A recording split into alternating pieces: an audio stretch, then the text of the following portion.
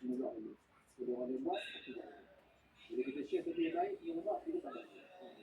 Ada tentang apa redon yang apa berkala ansur dengan pasangan. Dia boleh kan?